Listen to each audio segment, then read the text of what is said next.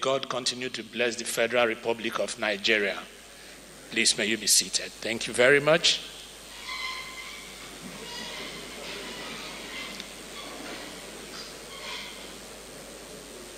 Your Excellency, President Bola Ahmed Tinubu, GCFR, President, Commander-in-Chief of the Armed Forces of the Federal Republic of Nigeria, Your Excellencies, Governors here present, our keynote speaker, Senator Hope Uzodinma, Governor of Imo State and Chairman Progressive Governors Forum, Kogi State Governor, His Excellency Ahmed Usman Ododo,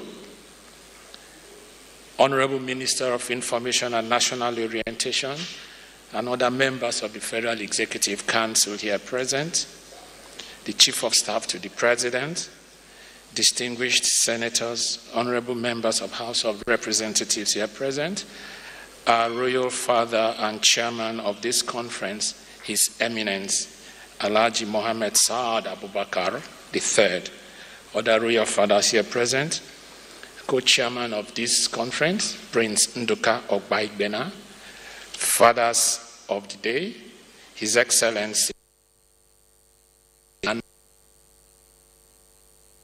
the elders of the Guild, very senior advisors of the President on Media and Publicity and Strategy, State Commissioners of Information and other commissioners here present, former presidents of the Nigerian Guild of Editors, Managing Directors, Editors-in-Chief, Directors General of Government-owned media, distinguished editors, media executives, ladies and gentlemen. Good morning and welcome to the 21st All Nigeria Editors Conference, the nation's foremost gathering of editorial minds, thought leaders, media professionals whose pen and microphones shape public understanding and national direction. My name is Charles Kalu. I'm the Social and Publicity Secretary of this great association. And my co-MC is Ms. Pauline Ugbodaga. She's a member of the Standing Committee representing the North of the Guild. Both of us will try to navigate this conference to a successful end. Thank you so much, Charles. It's a rare privilege for me to be here. Today, we gather under the compelling theme, Democratic Governance and National Cohesion, the Role of Editors. It is a subject that strikes at the very heart of our own national journey, a call to reflect on how, as editors, we interpret democracy, mediate public discourse, and foster unity in an increasingly complex national conversation. This conference brings together, as a matter of fact, over 400 editors here seated, and media administrators from the print, broadcast, online platforms across Nigeria. Indeed, it's a powerful assembly of voices that inform, educate, and hold power accountable. Over the next 2 days, we will interrogate how the media can strengthen democratic values, promote inclusion, and contribute to building a cohesive nation, anchored on truth, fairness, and shared purpose. Your Excellency, Mr. President, this conference is not just another professional meeting.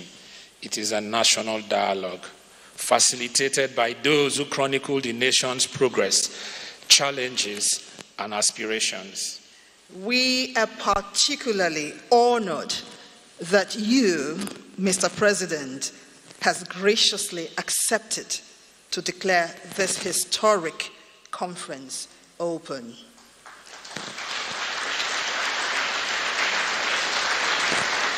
A gesture that underscores the importance your administration places on press freedom, responsible journalism, and democratic engagement. And to our distinguished editors, this gathering offers us a moment of reflection to examine how our editorial choices can bridge divides rather than widen them, to remind ourselves that beyond the headlines and deadlines, our ultimate duty is to truth, justice, and the unity of Nigeria. Your Excellencies, distinguished ladies and gentlemen, as we set the tone for what promises to be an inspiring and impactful experience, let us reaffirm our shared commitment to using the power of the pen and the platform of the media to nurture democracy and national cohesion. And on this note, distinguished ladies and gentlemen, Your Excellencies, I welcome all of you to the 21st All Nigeria Editors Conference taking place in the city of Abuja. Please, can we put our hands together for ourselves, please?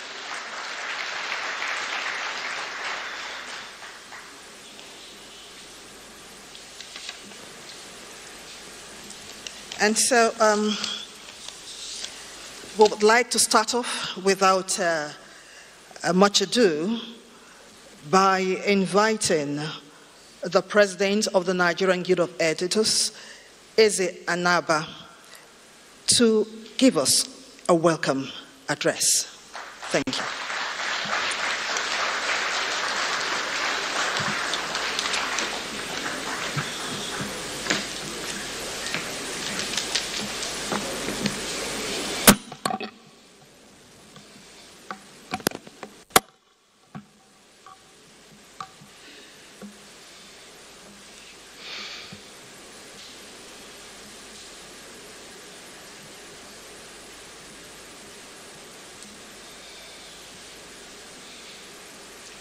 Your Excellencies, permit me to stand on the established protocol partially,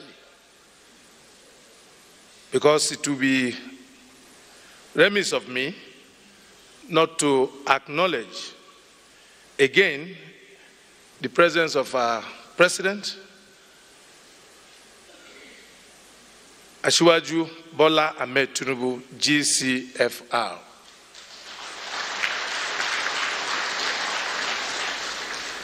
Want to recognize the governors that have taken out time from their busy schedule to honor us today. Of course, our royal father, the Sultan of Sokoto, Alhaji Said Abubakar. You're welcome, sir. I also want to recognize past presidents and fellows of the Nigerian Guild of Editors. I want to recognize distinguished editors and senior media executives here, and our esteemed partners and sponsors. But again, let me also recognize our own minister. When I mean our minister, the man that deals with information, our very, very honorable Minister of Information.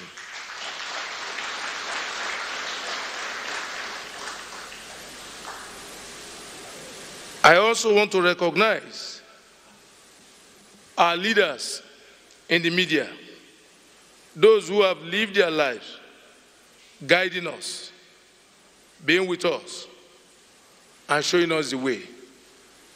I want to start off with Uncle Sam Amuka, the publisher of Vanguard, followed by his brother, His Excellency Aremo Olusegun Oshoba. Of course, the man I call Supreme Chairman, the Prince Nduka Obagbena. I want to recognize Chief Onyema Ugochukwu. I want to recognize Malam Kabiru, the publisher of Daily Trust.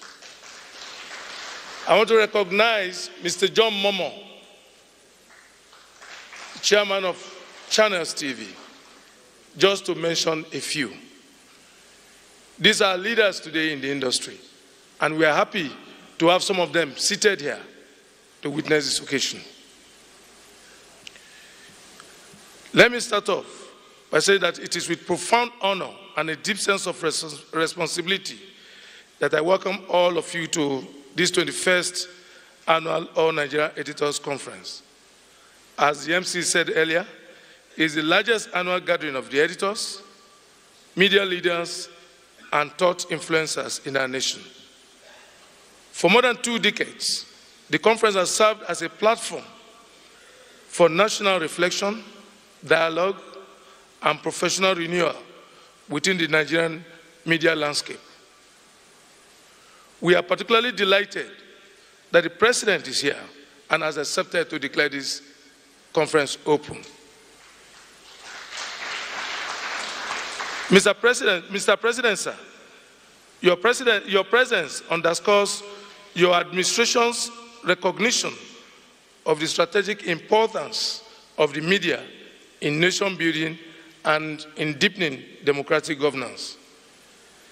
Indeed, this gathering reflects our collective resolve to ensure that the media remains the cornerstone of Nigeria's democracy.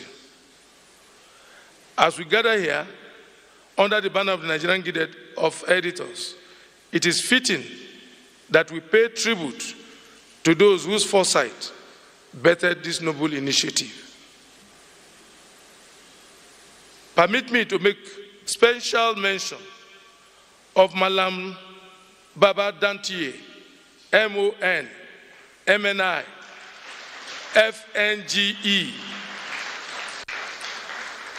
He was the president of the Guild in 2004 when this idea of holding an annual editors conference was bettered. Malam, thank you very much. What began as a modest idea in 2004 has now grown into a national institution, a vital forum where editors from across the country converge to exchange ideas, examine issues of governance, and contribute to shaping the direction of our great nation. I wish to acknowledge with deep gratitude all past presidents of our guild who have sustained this tradition of annual reflection and engagement. The theme of this year's conference, Democratic Governance and National Cohesion, the role of editors, could not have been more timely. Our democracy, though resilient, continues to be tested by insecurity, economic hardship, misinformation, and declining public trust in institutions and government officials' intolerance sometimes to press freedom. In such times, the role of editors becomes even more critical. As custodians of information and interpreters of events, editors shape public opinion and set the tone of national conversation. Our decisions, what we publish, how we frame stories, and the voices we amplify have far-reaching implications for democracy and unity. Democratic governance flourishes only when citizens are well-informed and when the media acts as a credible, independent watchdog. Editors must therefore defend the sanctity of truth, insist on transparency, and hold power to account, not as adversaries of government, but as constructive partners in the pursuit of national progress. Similarly, national cohesion requires that we rise above divisions and use our platforms to promote understanding, tolerance, and shared values. The pen must never become an instrument of division or hate, but a tool for healing and bridge building. Our editorial judgment must always reflect balance, fairness, and patriotism. The media is recognized constitutionally as the fourth estate of the realm.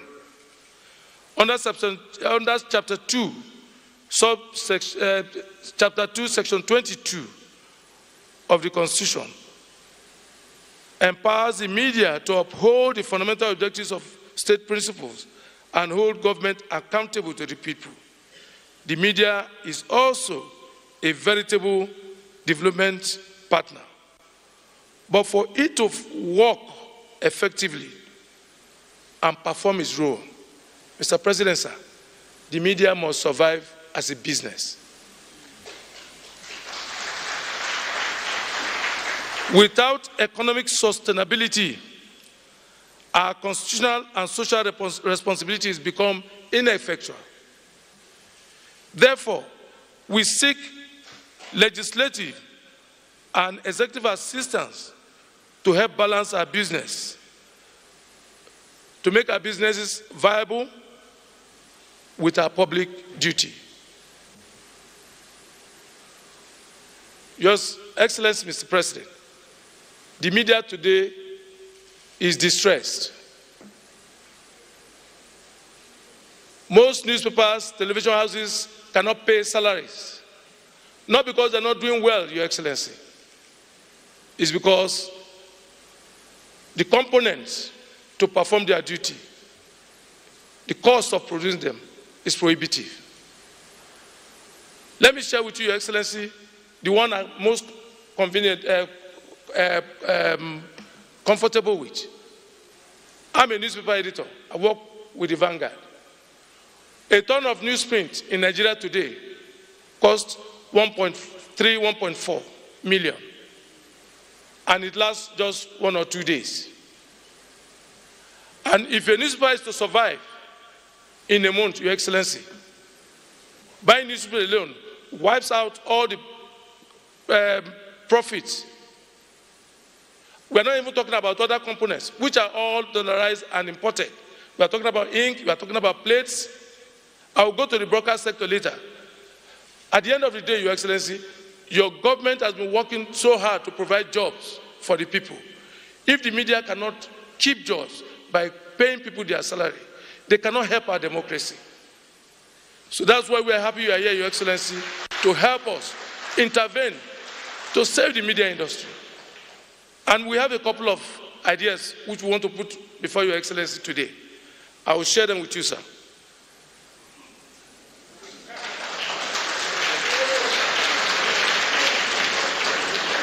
Let's talk about tax deduction for media advertisers.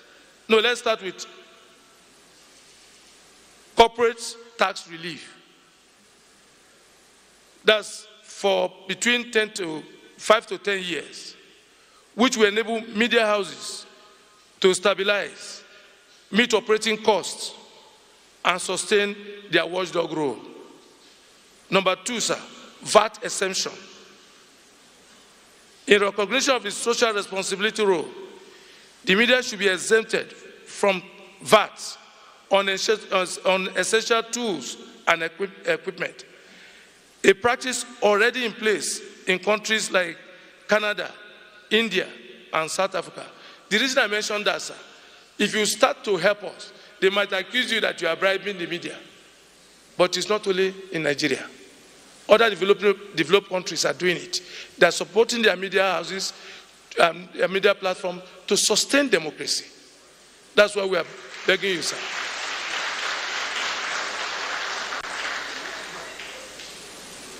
We also beg you, Your Excellency, to incentivize large corporations to advertise in verified Nigerian media outlets through tax credits.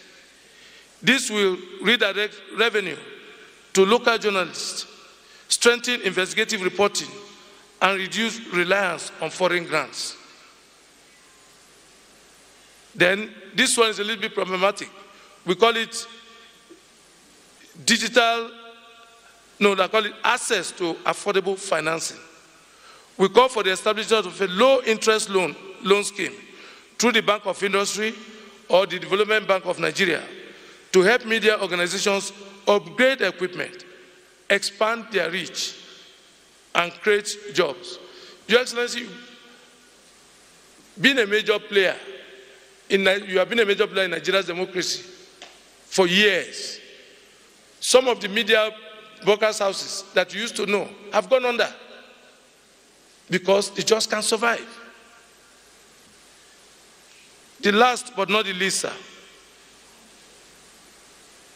what I call digital transition and innovation grants. By this we mean a media development fund should be established to support the digital transformation of Nigerian media, promoting corporate online platforms, data journalism, and multimedia storytelling. To avoid political interference, such a fund should be managed by an independent board. Again, sir, for effective performance of our constitutional duties, we call for the repeal of laws that inhibit press freedom.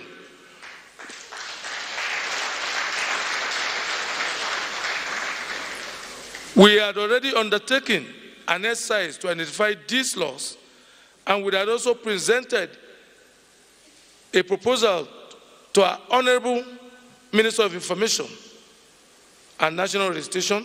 We had also presented to the Speaker, to the Deputy Speaker of the House of Representatives and the Constitutional Review Committee of the House of Reps.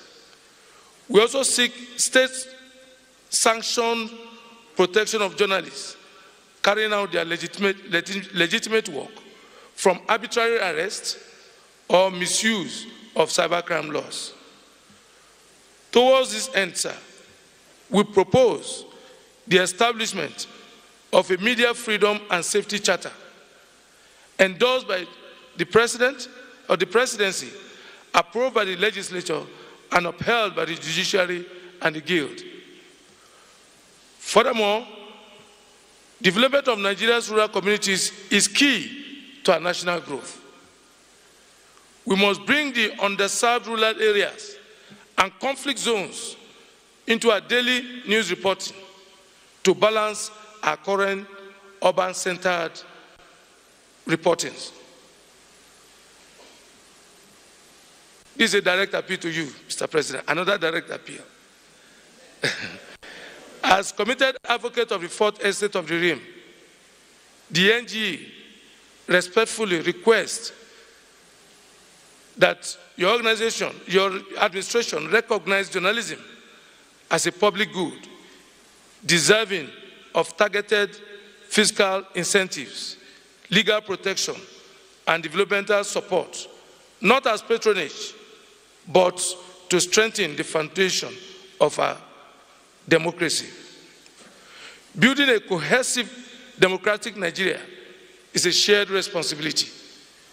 It requires constructive engagement among the media, government, civil society, and the private sector. Your Excellency, we appeal to your administration, and indeed to all tiers of government, to see the media as partners in progress, not as adversaries. A free, responsible, and vibrant press remains the lifeblood of any democracy.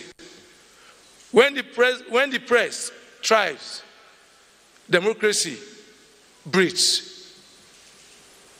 When the press is stifled, democracy suffocates. When journalists are respected, protected, and granted access to information, governance becomes more transparent, and the citizens are better informed. The Guild also acknowledges our partners, sponsors who continue to support our work. Your collaboration sustains this conference and strengthens our shared mission of national development. Now, this is for us, journalists. This conference offers us a timely opportunity to reflect on and interrogate the role of the media in shaping a stable, just, and united Nigeria. We must ask ourselves, how can editors contribute to credible election, national dialogue, peace building, and inclusive governance?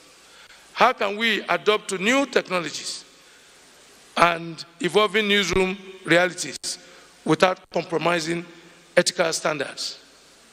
These are the questions that must guide our deliberations in the days ahead.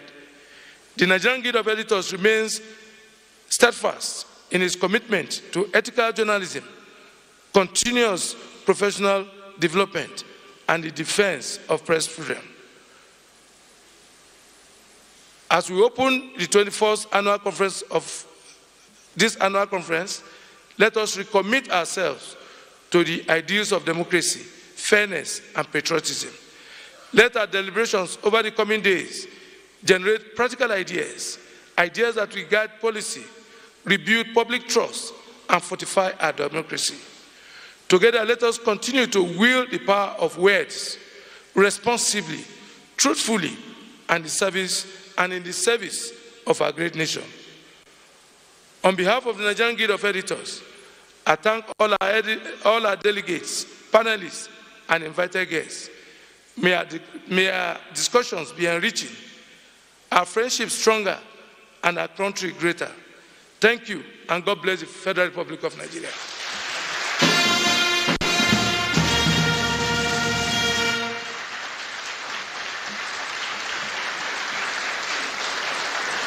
Yes, indeed, he deserves the standing ovation. He's our president. He's our president. He's our president. This is the first time we are in the presidential villa for the last 21 years.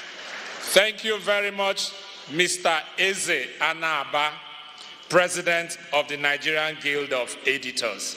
He did say, he mentioned partners, and just to complete that part, I think he didn't complete it, and our partners, because they also help in ensuring that we got here and all that we are doing. Mr. President, I crave your indulgence for the next 1 minute. Federal Ministry of Information and National Orientation, led by Alhaji Mohammed Idris, the minister. He's been very supportive. The Imo State government, Onwa Oyoko has consistently supported the Guild. In 1 year, he hosted the Nigerian Guild of Editors Conference. Plateau State government, we appreciate your work. Nigerian Communications Commission, ably led by Dr. Aminu Meida, the Executive Vice Chairman, he has been very supportive of the Guild. We also thank NNPCL, AMCON, Airpeace, and OPay Financial Services. We thank you for what you do for the Guild. Thank you for your support.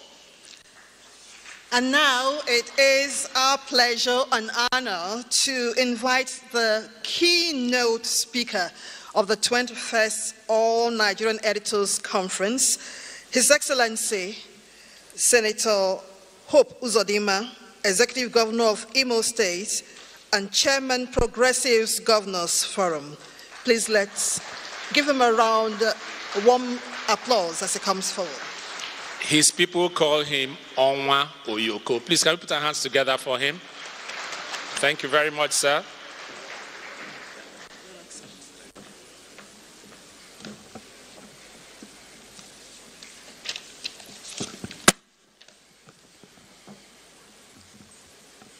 Your Excellency Asiwaju Bola Ahmed Tinubu, GCFR, President of the Federal Republic of Nigeria and Commander-in-Chief of our armed forces.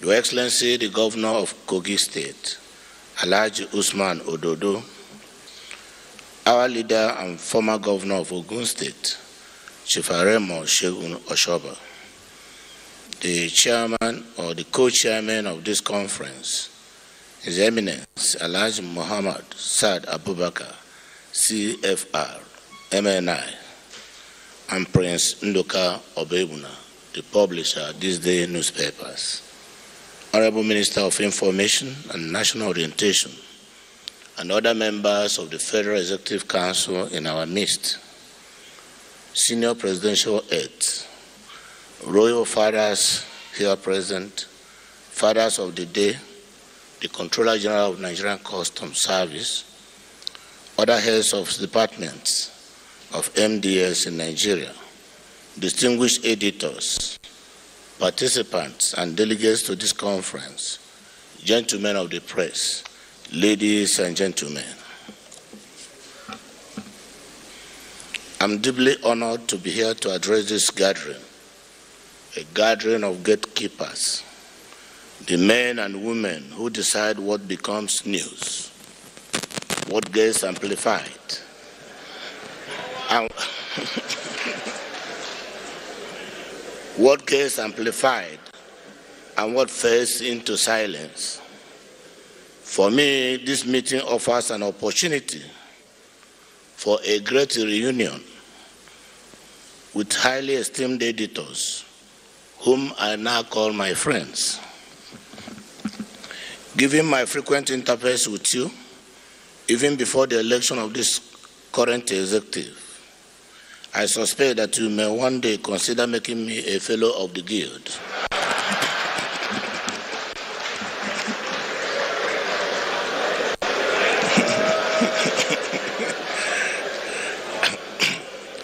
I must say that I appreciate the privilege to deliver this keynote address.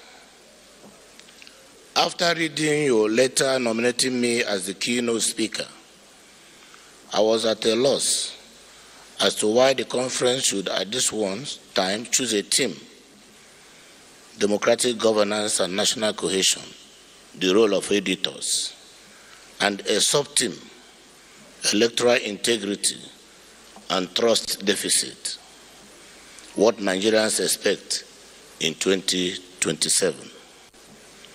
But on a closer scrutiny of the theme and the sub-theme, I came to the informed suspicion that as the wordsmith that you are, you were cleverly playing with words to downplay your public accountability to electoral integrity and trust deficit.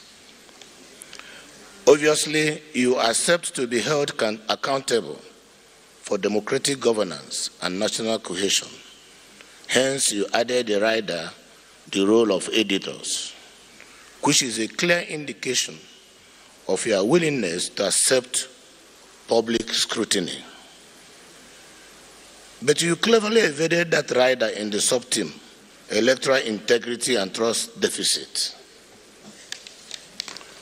what Nigerians expect in 2027.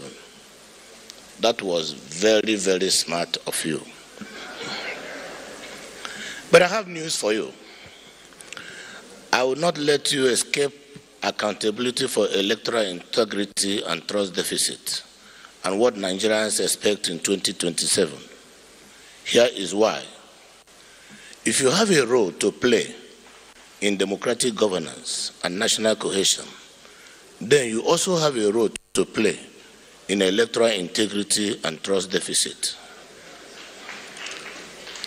Because without electoral integrity, there can be no democracy. Electoral integrity begets democracy, and democracy begets good governance, and good governance fast-tracks the exorcism of trust deficit. In all of this, your role as facilitator, amplifier, or catalyst is key. Your reports and comments paint a picture of tomorrow. Therefore, the picture you paint of 2027 is what Nigerians should expect. So I hold it to be true that as editors, you should be held accountable for both the theme and the sub-theme. And since you asked me to speak on the theme and the sub-theme, I have used the privilege you conferred on me to come up with a hybrid lecture topic. So for me, my keynote topic today is 2027, Editors as Catalyst of Democracy, National Cohesion, and Electoral Integrity. I do not doubt that you will agree with me that in the contents of this conference, there can be no better description of your role as editors. As I proceed with my speech, you will find more reasons to agree with my position.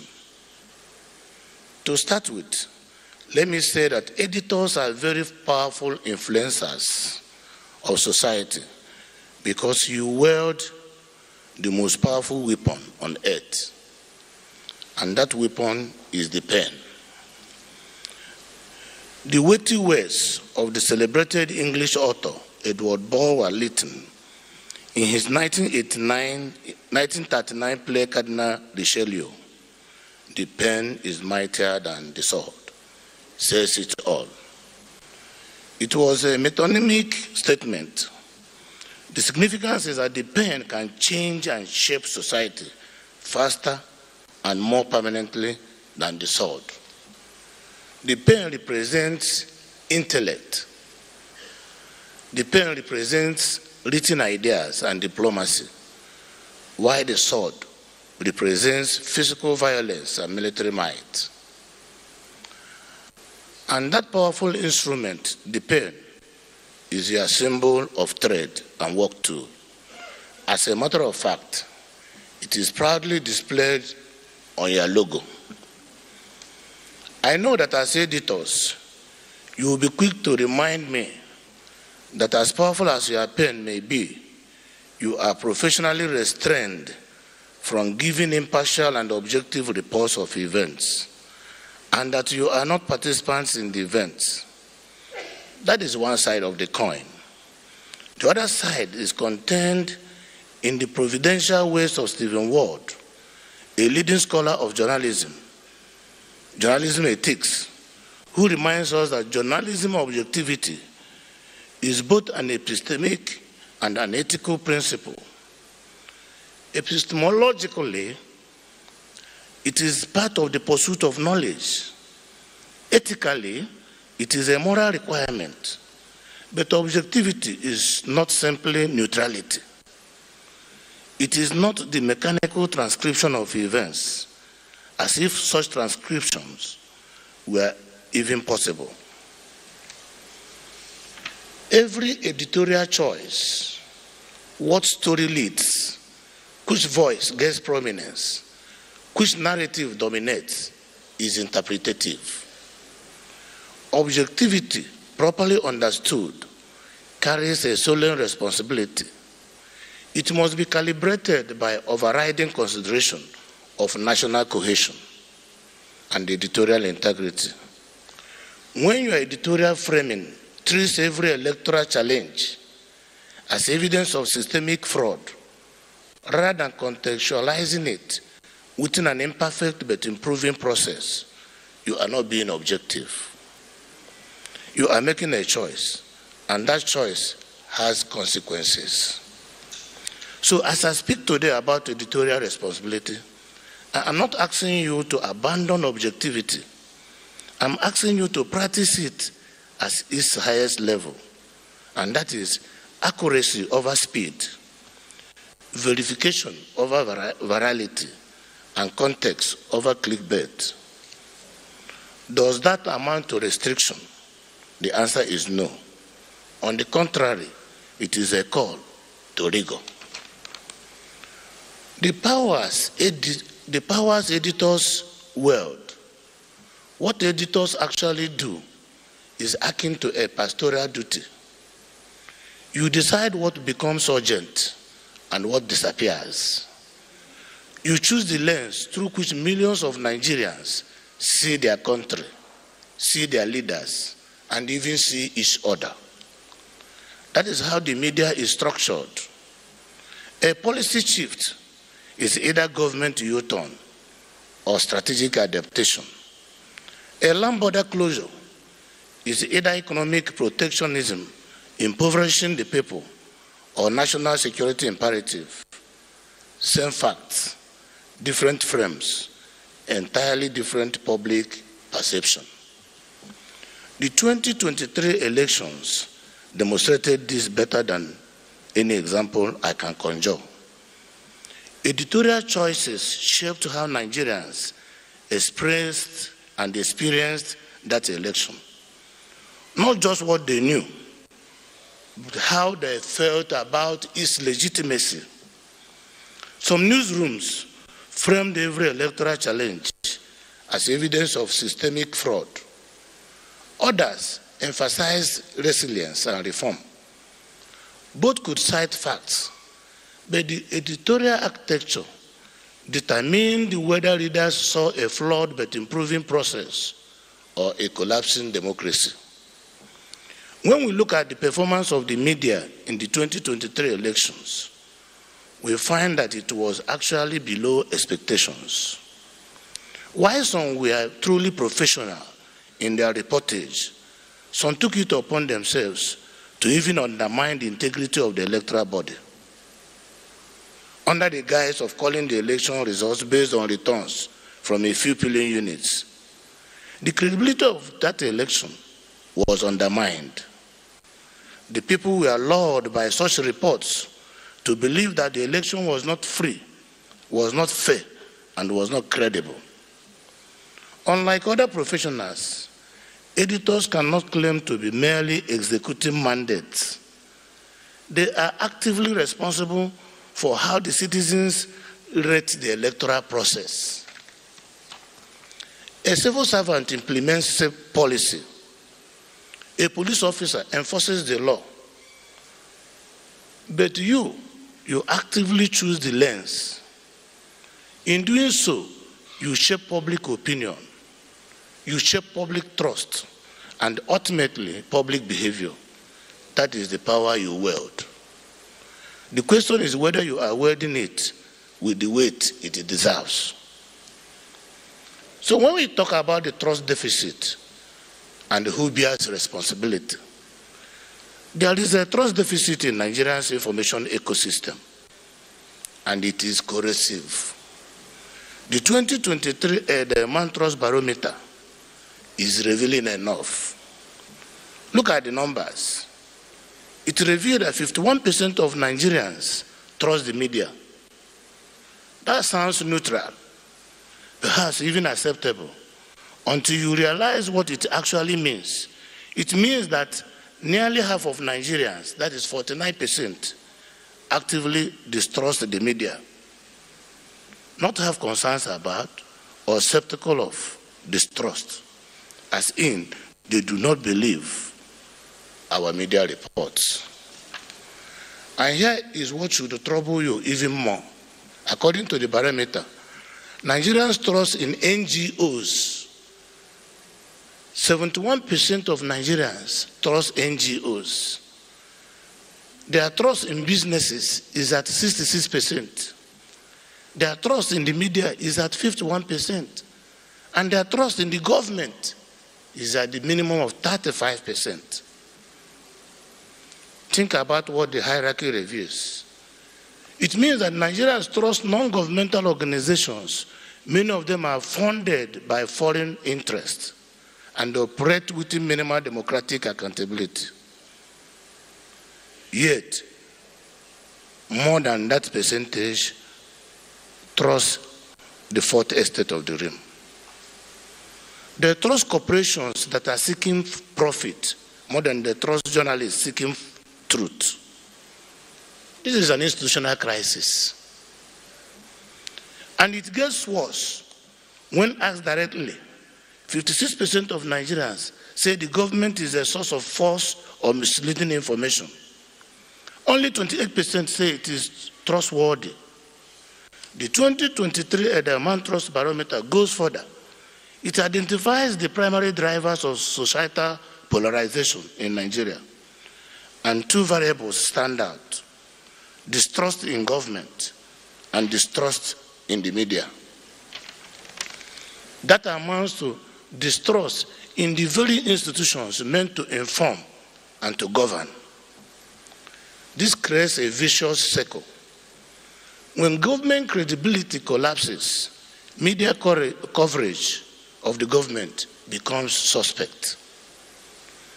When the media frames every electoral challenge as evidence of systemic fraud, rather than contextualizing it within an imperfect but improving process, it reinforces the very distrust that fragments society. When you, editors and gatekeepers, choose narratives that amplify division because division drives sales. You feed the polarization and make your own work even harder. Post-2023, trust fractured because the narratives around the election became tribal, fragmented, and in some cases, inflammatory. Coverage did not stop at the reporting divisions. It amplified it. Headlines displayed polarization and deepened it. I do understand the constraints you operate under. Many proprietors have political alignments. Advertisers have interests. Engagement metrics reward sensationalism. Division drives clicks.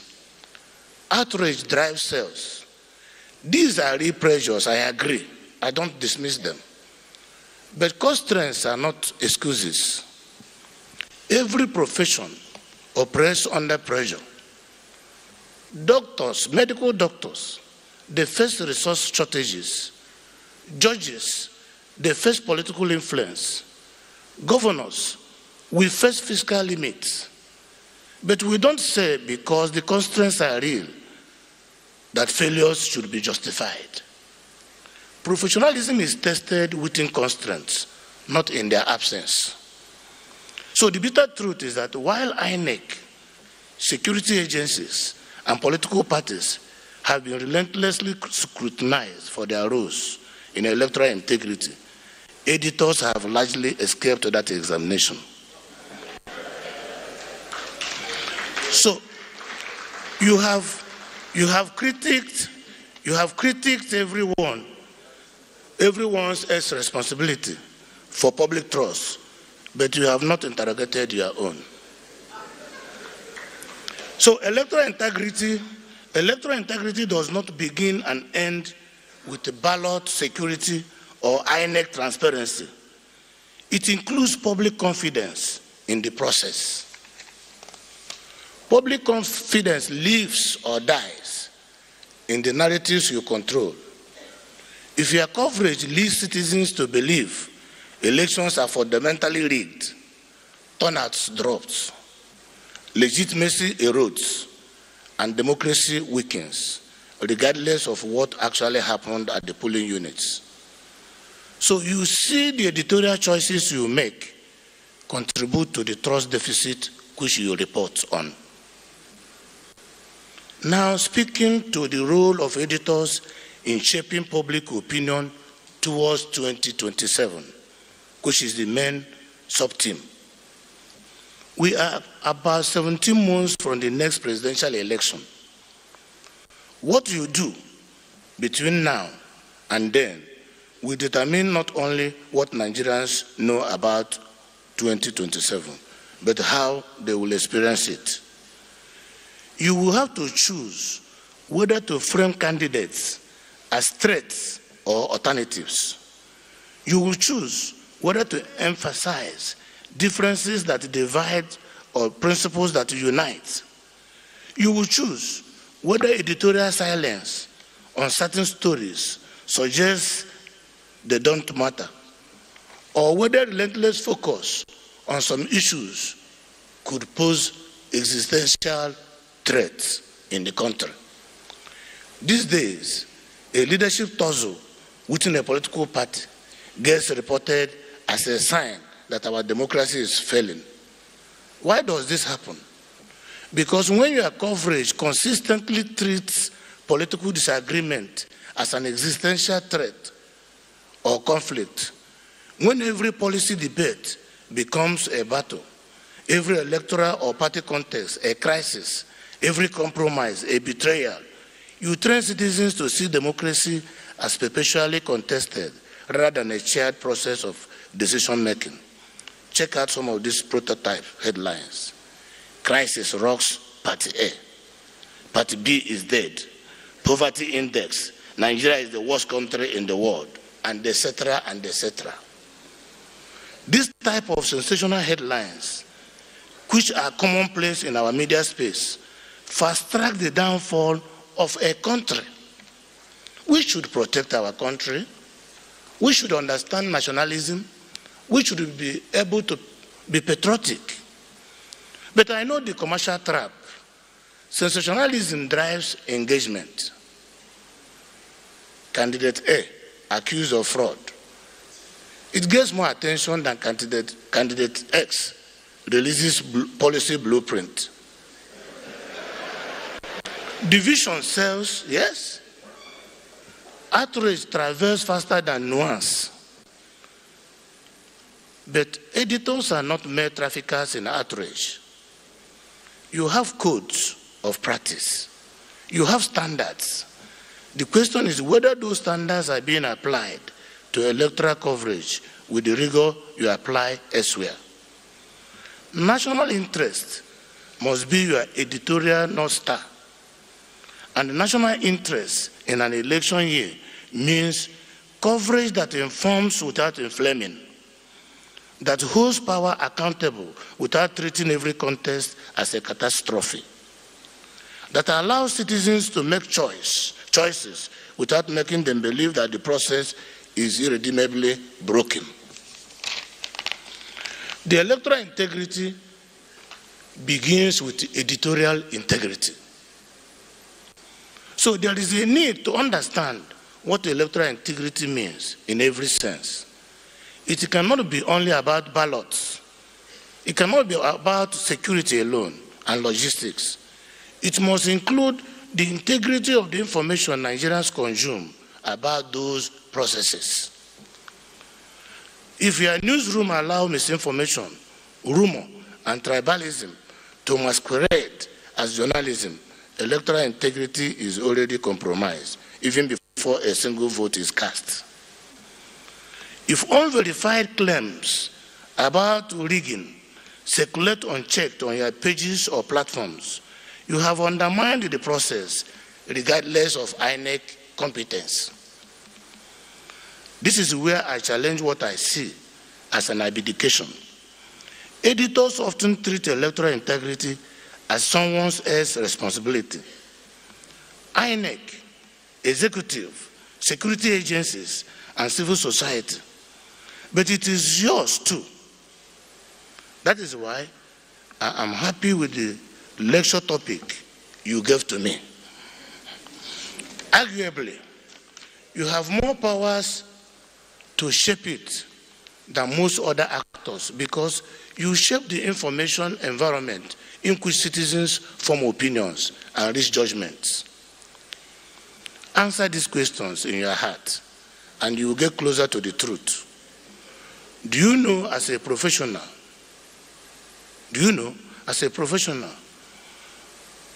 do your honest best to protect electoral integrity through the discharge of your duties based on national interest? Have commercial, political, or proprietary considerations sometimes informed your editorial choices?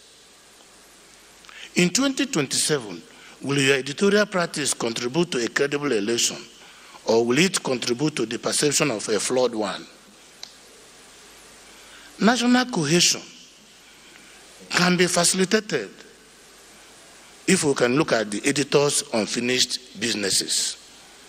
In all fairness, Nigerian editors have accomplished much that deserves recognition.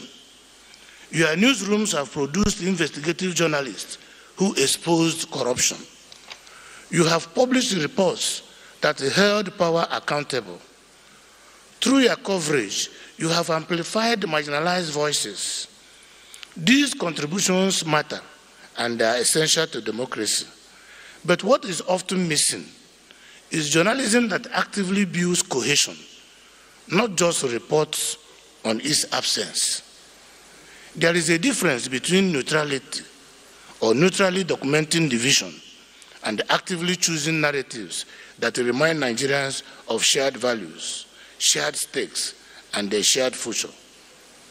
You report on ethnic tension, regional disparities, and religious conflicts, as you should. But how often do your editorial choices highlight what binds us together rather than what divides us? When you choose to run northern leaders, reject southern candidates, as your banner, instead of consensus forms around the economic agenda, for instance. You have made a choice about what matters. That choice shapes whether leaders and listeners see politics as a tribal contest or a democratic process. So the reality heading into 2027 is that elections are won and lost, not only on policies or candidates, but on whether voters believe that the outcome will be legitimate. That belief is shaped by whether they have been hearing fragmented tribal narratives or cohesive nation-building ones. And that is an editorial choice you make every day. Let me give you a concrete example of what editorial integrity in the service of national cohesion looks like. Most recent reports indicate that Nigeria's $2.35 billion Eurobond was oversubscribed by $10.65 billion. That is 453% oversubscription. The Nigerian Stock Exchange recorded 2.7 trillion naira in transactions in the first 4 months of 2025, which is a 43% increase year on year. Foreign portfolio investment surged to 162%. Sovereign Investment Authority now holds an asset worth of 4.42 trillion naira. Our GDP grew by 4.23%, the highest in a decade. These are real market outcomes. Investors do not oversubscribe bonds out of sentiments. They do so because they expect returns. And returns require stability and policy coherence. President Bola Ahmed Tinubu's economic reforms are clearly generating the confidence that is producing these investment fostering results. So when you amplify the reality and the facts that President Tinubu's reform policies are yielding fruits and that a robust economic future is manifesting, you are using facts for nation building and inspiring narratives ahead of 2027 election. You are building confidence in the future. You are making Nigerians look towards 2027 with optimism and patriotism. But when you begin to follow the negative utterances of those who don't like our country, you are misinforming Nigerians. None of this requires abandoning your watchdog function. You can hold the government accountable and avoid framing every accountability story as an evidence of irredeemable dysfunction. You can report electoral irregularities and avoid suggesting that the entire system is corrupt. You can cover political competition and remind citizens that competitors will govern the same country afterwards. The question is, ahead of 2027, will you be passive chroniclers of division or active catalysts of the cohesion that democracy requires to function? In closing, Your Excellencies, distinguished editors, ladies and gentlemen, let me say this as part of my closing remarks. The administration of President Bola Ahmed Tinubu understands what is at stake. His presence at this conference is a huge statement of priority.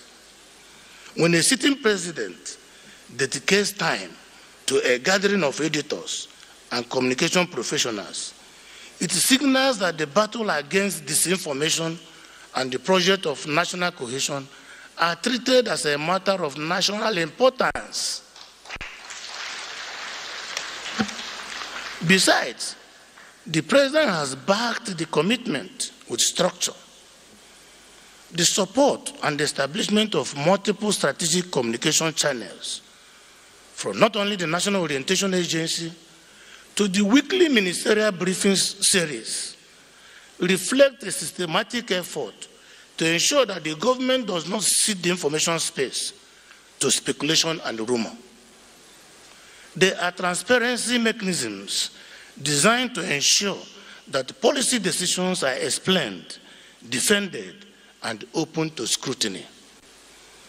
You are not spectators in 2027. You are active participants. You are catalysts and facilitators. Whether you acknowledge it or not, the narratives you shape between now and the election will determine whether Nigerians approach 2027 with hope or cynicism, with trust or suspicion, with a sense of shared stake or through a tribal lens. I'm not asking you to become a propagandist for the state. I'm rather asking you to become custodians of information integrity, which sits well with electoral integrity. Let 2027 be the election year where the Nigerian media became architects of a shared democratic future, where you demonstrated that journalism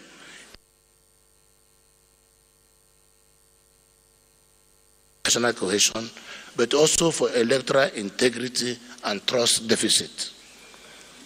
What you choose to do or not to do has enormous consequences for our dear country. And always remember this, even in the medieval age, when the clergy was the first estate, the nobility the second, and the commoners the third, the press was the fourth estate.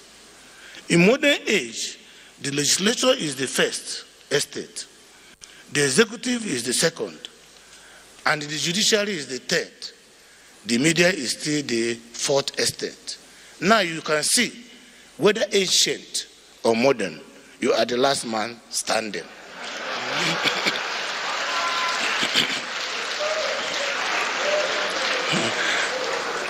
Therefore, as the saying goes, the goldfish has no hiding place.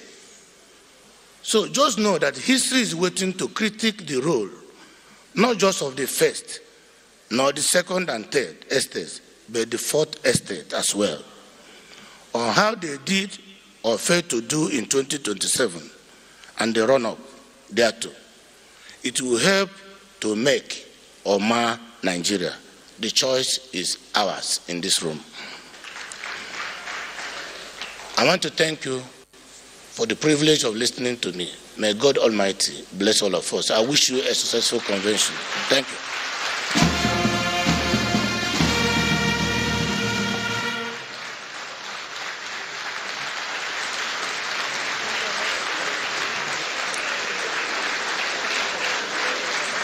Another round of applause, please.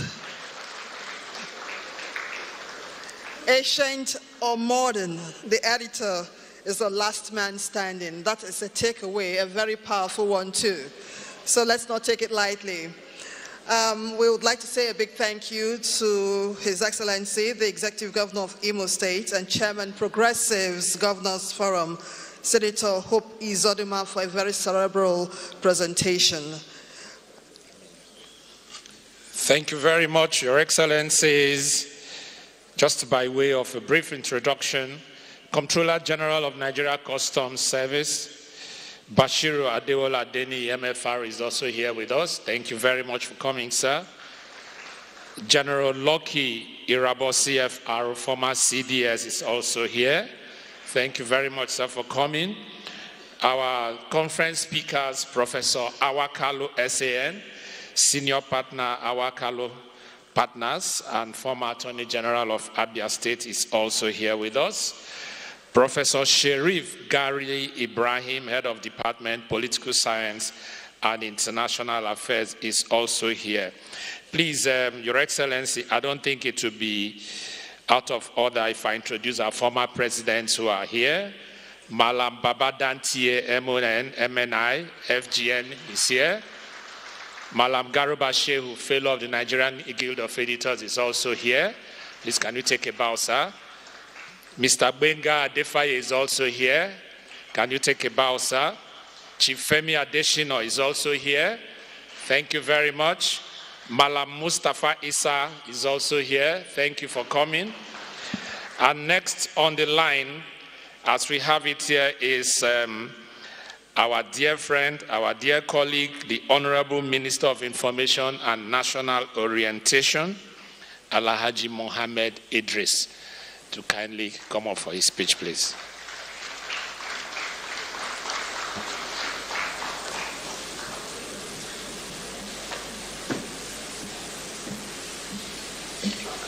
Thank you very much. Okay. Your Excellency,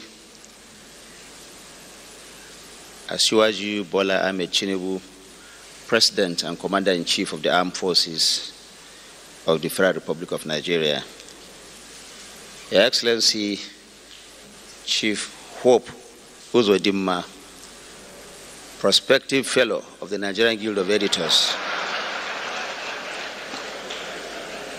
Your Excellency, the Governor of Kogi State,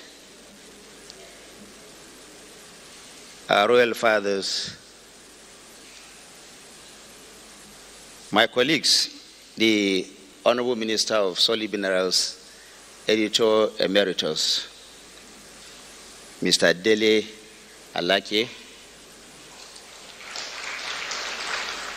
Special Advisors to the President, Mr. Bayo Nanuga and Chief Sunday Dare,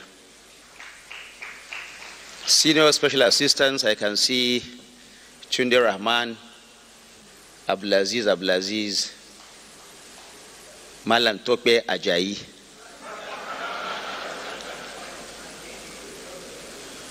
President Emeritus, former President of the Nigerian Newspaper Proprietors Association of Nigeria, Prince Nduka Obaigbena.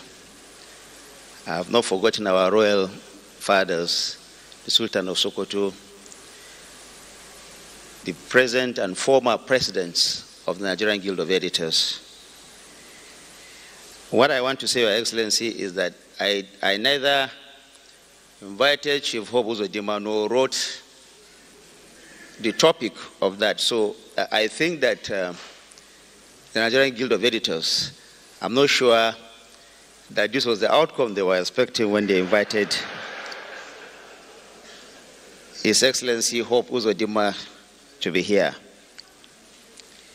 It is with profound sense of honor and deep significance that I stand before you today as we gather here to a landmark event in the annals of journalism's history in this country. For the first time in our nation's history, a sitting president of the Federal Republic of Nigeria, His Excellency President Bola Ahmed Tinubu, is gracing the Nigerian Guild of Editors conference with his presence. This is a powerful testament to the high esteem in which this administration holds the fourth estate of the realm. Mr. President's presence here today is deeply symbolic. It reminds me of the long struggle and resilience that have defined the Nigerian press from the colonial days to our tortuous journey to democracy. It is instructive to note that Mr. President is a personification of the very resilience and struggle that define the Nigerian media. His own antecedents are woven into the fabric of our historical struggle for democracy.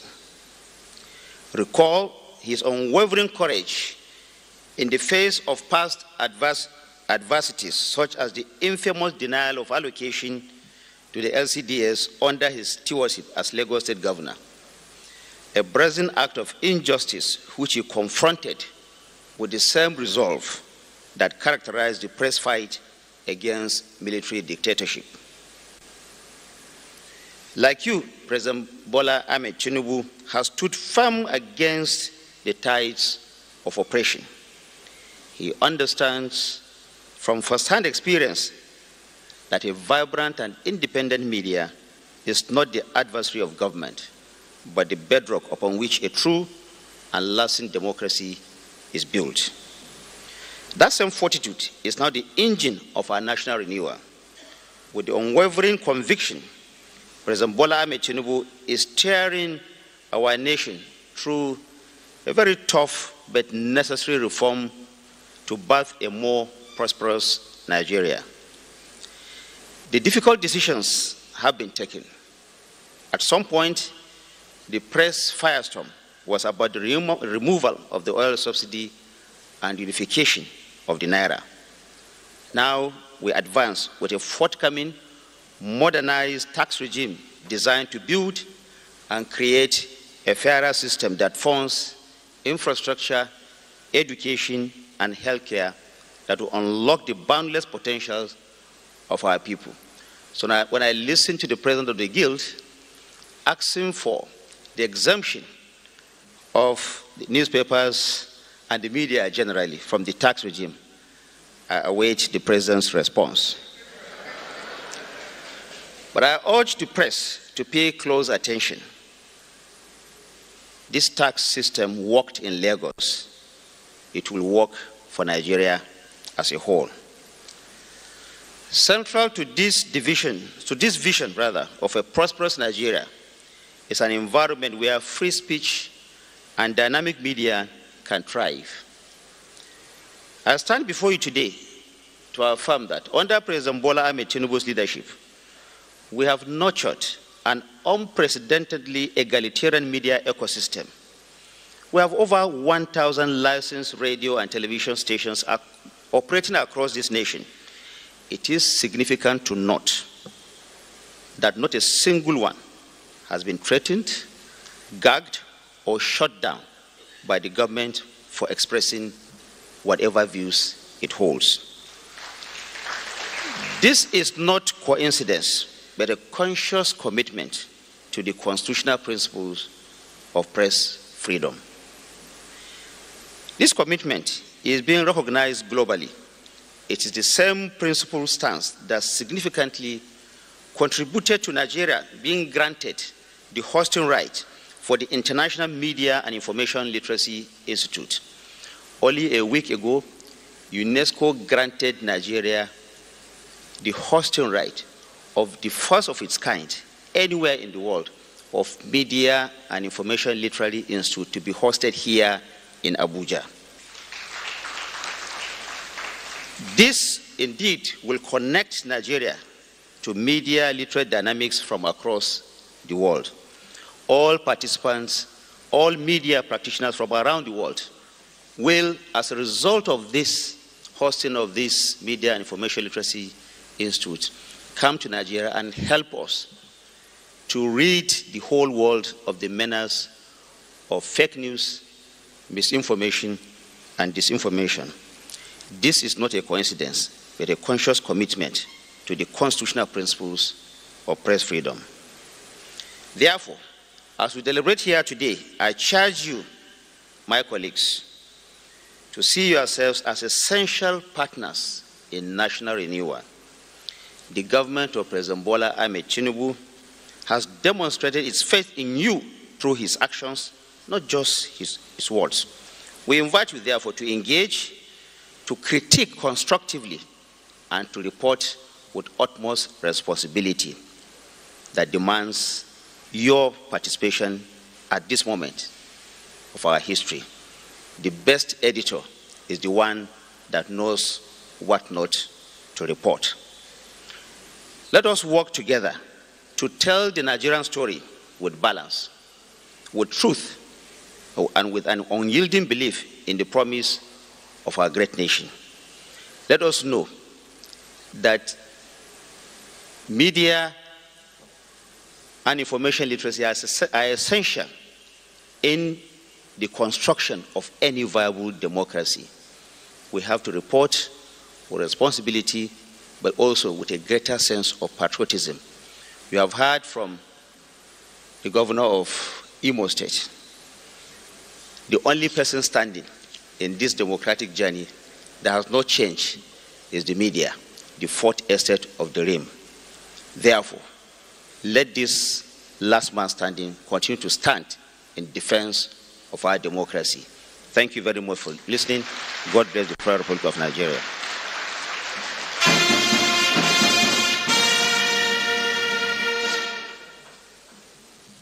Thank you very much, Honorable Minister of Information and National Orientation. Thank you very much, sir.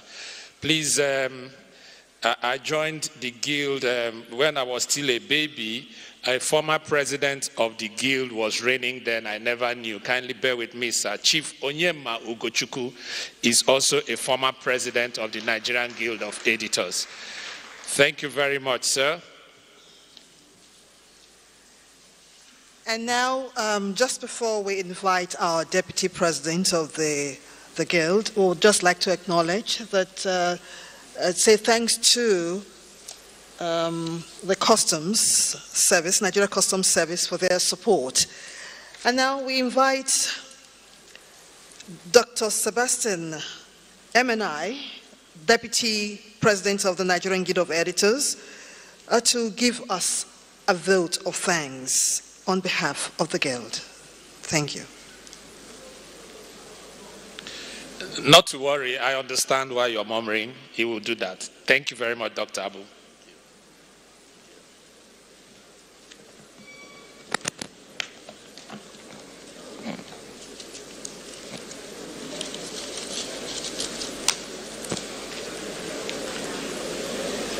Your Excellency Bola Ahmed Tinubu, GCFR, President, Commander-in-Chief of the Armed Forces of the Federal Republic of Nigeria, Your Excellency, the Governor of Imo State, our own keynote speaker for today's occasion,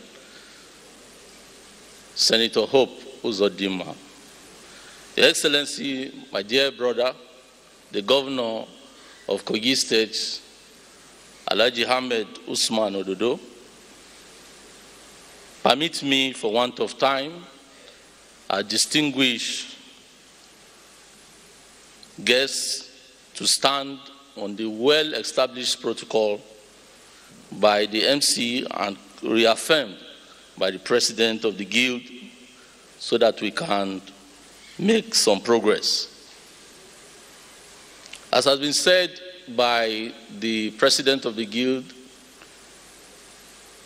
and confirmed by the Minister of Information, indeed, for the past 21 years since the conference was established, this is the first time we are having a sitting president be in attendance in our conference.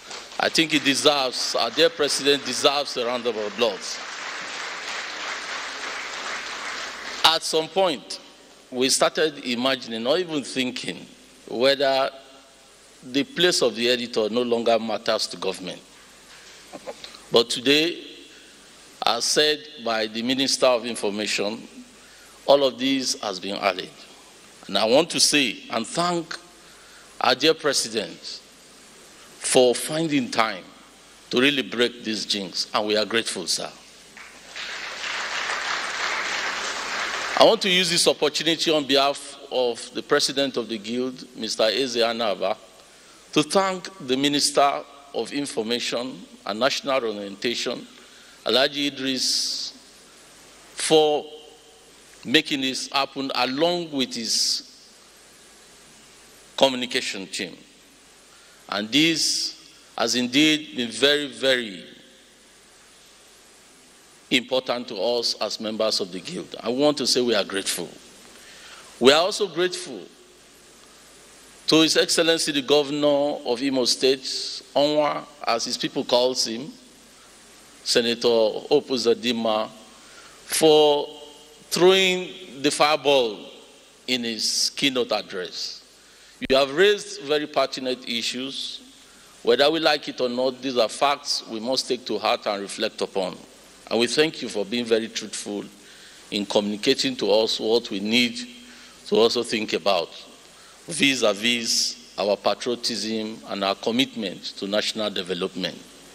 I'd like to specially thank His Eminence, the Sultan of Sokoto, Alhaji Sahad Abubakar III, MNI, for finding time to come. As a matter of fact, he was ready to be here even the last week where the conference was fixed. He wasn't aware that it has been postponed. He was here in Abuja. But as soon as we told him this conference has been postponed, he was still willing to be here. Your Eminence, sir, we are grateful. Thank you also for the royal fathers that have accompanied him here today. I see also the Emir of Kefi, who is here. May God continue to help you, sir, in your leadership responsibility. How can I forget our own father and elder, His Excellency, the Chief Reporter of Nigeria, Olusegun Oshoba, for always being there for us, guiding us through the process of what we need to do, and to continue to sustain the legacy of what a patriotic press should be like. I'd like to use this opportunity to thank also the co-chairman of today's event, Prince Nduka Bebuna, the cerebral leader of all times. Thank you very much, sir, for finding time to come. Let me use this time also to thank our elder, Chief Onyema Ogochukwu. I tell you, we are very blessed, because when you have elders who have gone through the rounds, always standing by you, you know you can always approach every challenge that comes with confidence. Thank you very much, our elders, sirs. Let me also use this opportunity to appreciate with gratitude all our sponsors for this conference.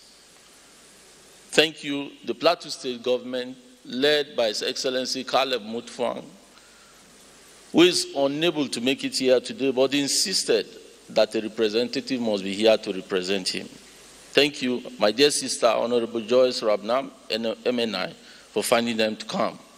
And also all the commissioners of information from Cross River, Ebonyi, as well as Plateau State, representing the governor, for being here. How can I forget our own dear brother, the CG of the Nigerian Customs Service, who has consistently supported our conferences. Thank you very much, sir. And all our sponsors, thank you. We appreciate you all. Let me also thank our former presidents who are here. The MCs, I've already introduced them to us. They have always been very passionate in standing around us and giving us the direction in the way things must go to continue to sustain the legacies of the Guild. We appreciate you. May God continue to help you and keep you for us. And on this note, ladies and gentlemen, on behalf of the President of the Guild, permit me to now invite our Father of the Nation and President of the Federal Republic of Nigeria to give his remarks and declare the conference open. Mr. President, sir.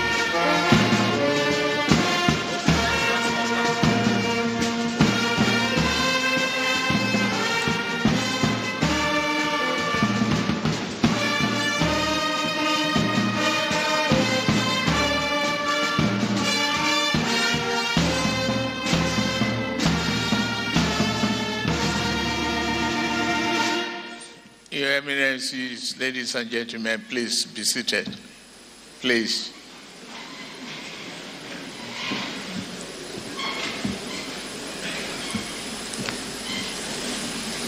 The Chairman, Progressive Governors Forum, the hope, we've listened to you, and thank you for the picks.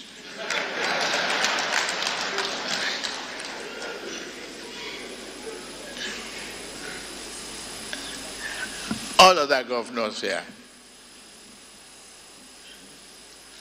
all members of the Executive Council, particularly the man who dragged me here, Mohammed Idris.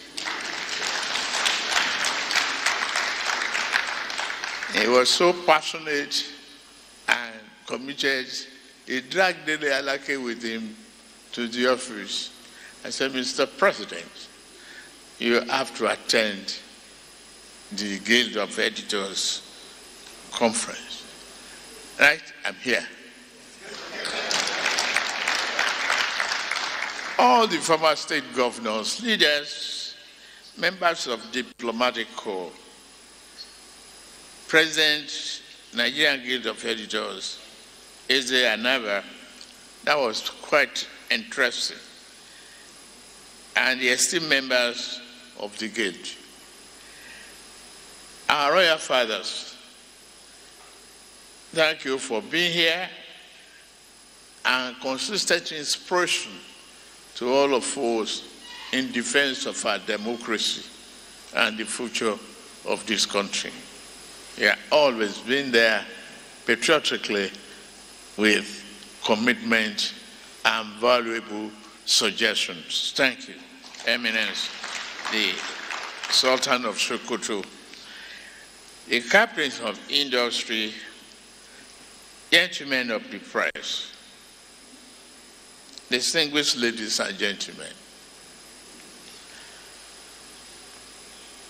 If I look back at the time I first assumed office and the way you all dealt with me,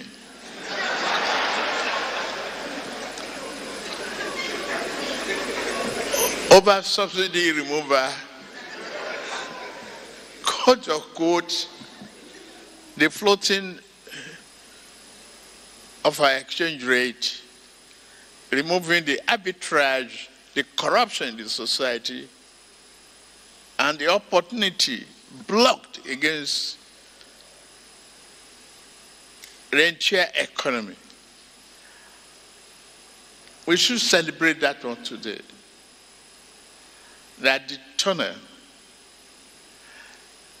of darkness and the headwind of the economy is getting better. It is my privilege to welcome you to the State House. This is for free. It's your house. This year's annual conference of Nigerian Guild of Editors. Your presence here reflects the enduring importance of the media in shaping national direction and strengthening democratic life. I commend the leadership of the Guild for sustaining the tradition of reflection and professional engagement. The theme you have chosen, democratic governance and national cohesion, role of editors, invite us to reflect on the state of our democracy and the way in which public discourse can either strengthen or weaken the bonds that hold our nation together. This conversation is necessary as we continue to build institutions that are transparent, resilient, and trusted by our citizens. Throughout our history, journalism in Nigeria has been more than a profession. It has been an instrument of national awakening. From early newspapers that challenged the colonial injustice to the principled voices that kept hope alive during the dark days of the military dictatorship. And at this junction, I must say thank you, Aremon Segun Osorba. I thank you in that way for the commitment, dedication, patriotism, and partnership that we all shared there. The Nigerian press has stood at a critical point in our nationhood to defend reason, dignity, and progress. Many journalists endured intimidation, detention, and personal hardship in defense of the public good. Their sacrifices are part of the foundation upon which our democracy rests today. We honor them not only in memory, but also by remaining committed to the values they upheld. Yet, freedom secured through struggle is not self-sustaining. It requires constant vigilance and reasonable exercise. A democracy is sustained not only by elections and laws, but also by the integrity of the public conversation. This is where your role becomes central and indispensable as last man standing. As editors and managers of the national information space, you shape narratives, you influence public understanding, you decide what becomes national focus and how our collective challenges are interpreted. The weight of that responsibility is extremely significant. It must be exercised with wisdom, fairness, and a strong sense of national duty. Nigeria is a large, as you know, and diverse country. Debate and differences are part of our reality. However, disagreement must never translate into erosion of national cohesion. Criticism, when informed and constructive, is a service to the nation. But cynicism that breeds mistrust and despair can weaken the very foundation of the society we seek to improve.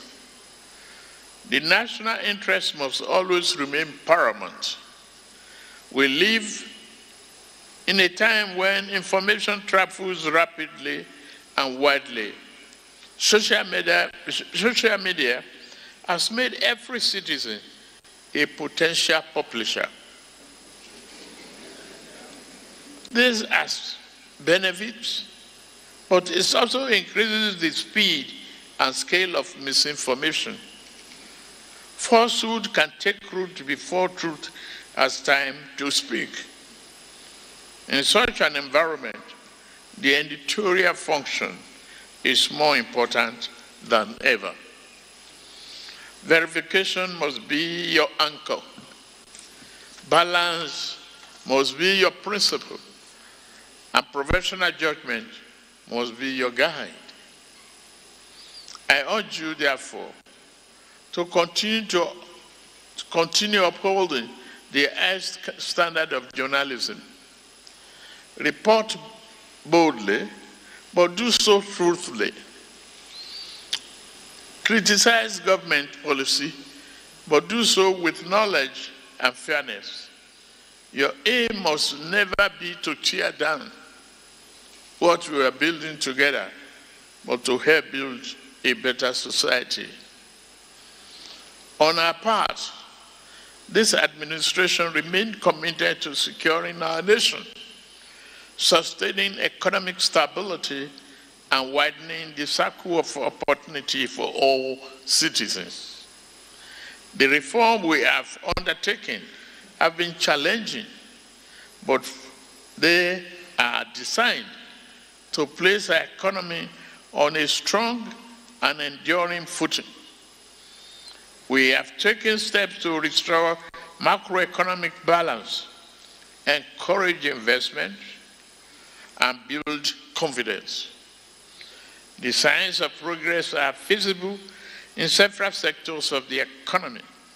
Still, we know there is more work to do, and we remain focused on ensuring that growth translates into real improvement in the daily lives of all Nigerians. However, economic reforms and institutional improvement alone cannot build Nigeria we seek. Nation building requires cooperation, it requires trust, it requires a shared understanding that our future is tied together. Government has its role to play, the private sector has its role to play, civil society has its role to play, and the media has a distinct responsibility to help shape a climate of reason and unity. I ask of you, therefore, to continue to exercise that responsibility with the seriousness and honor. Let us choose clarity over confusion, responsibility over recklessness, and hope over despair. Let us remember that the stories we tell ourselves as a nation and as a people influence the country we become. I've listened to the request of the chairman of the guild. While I wait the full write-up, noted that the corporate tax relief, part of the reform, VAT exemption for media tax credits, affordable loans from BOI and VBN,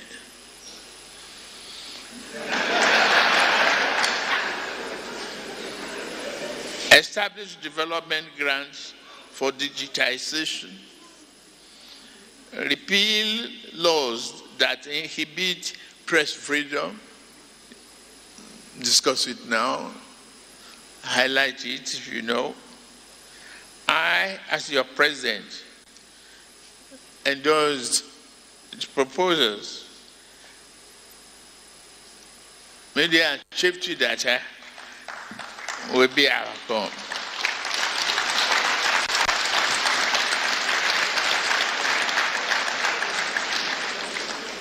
Distinguished editors, your work matters. The tone you sent in your newsroom. I watched the tone on some channels recently on Alhambra election. Before the result, you start here, vote to buy, vote to buy. Who is selling?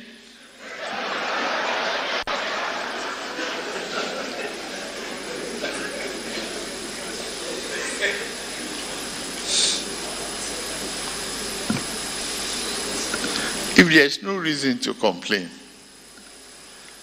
let me share leaders. It's our country.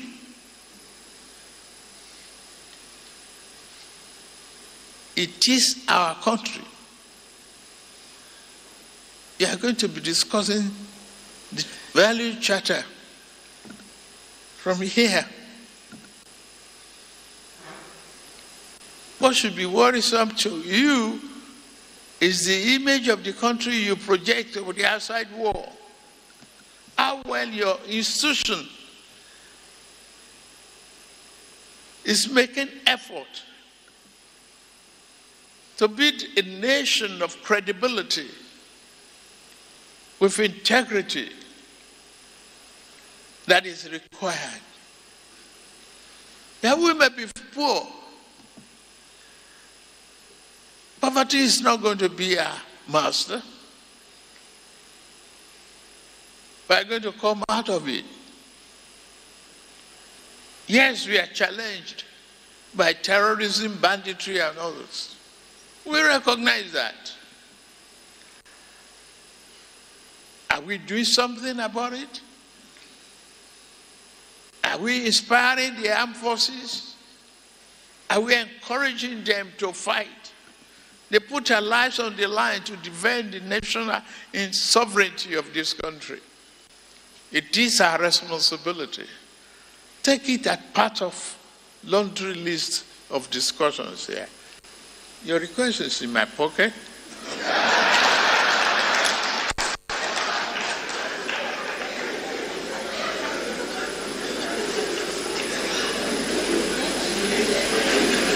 Follow up.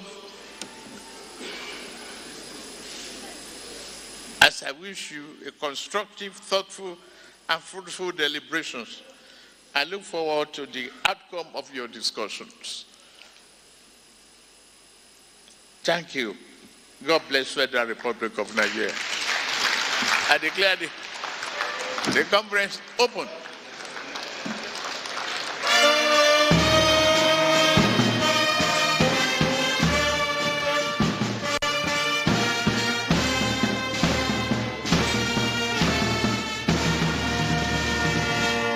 Please, can we put our hands together again for Mr. President? The applause, remember, our request is in his pocket. Let's encourage him. Let's encourage him, please. Let's get it. Let's do it for the next 30 seconds. Mr. President has spoken, and I know he will do it. Do you agree? Thank you, Mr. President. Please sit down. Shortly, we'll just present some plaques to the Minister of Information, to the Imo State Governor, and to the President. Mr. Eze-Anaba, please, your attention is needed. Can you present the plaques? Please. Thank you. Where are the plaques? Those are the plaques, please.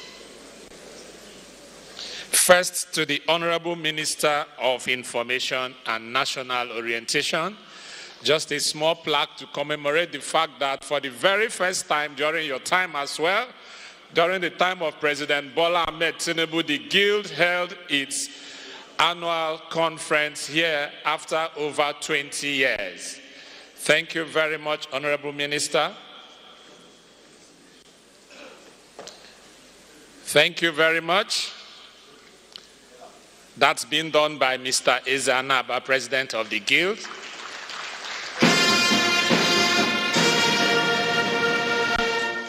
Next online is the Imo State Governor.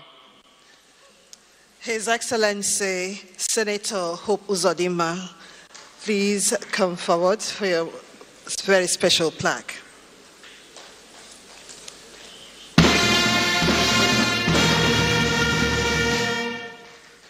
It's my honor and privilege to call on Mr. President to kindly receive this little token of thank you from our President, Eze-Anaba, Mr. President of the Federal Republic of Nigeria, Asiwaju Bola Ahmed Tinubu, GCFR.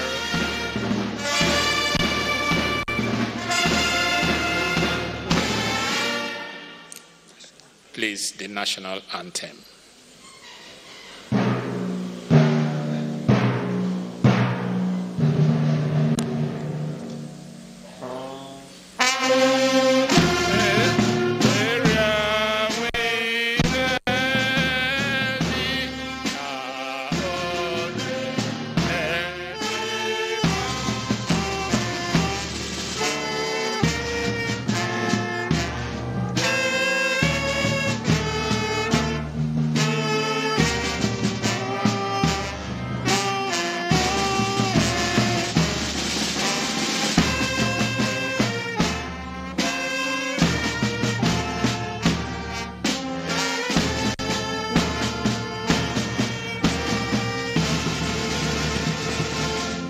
May God continue to bless the Federal Republic of Nigeria.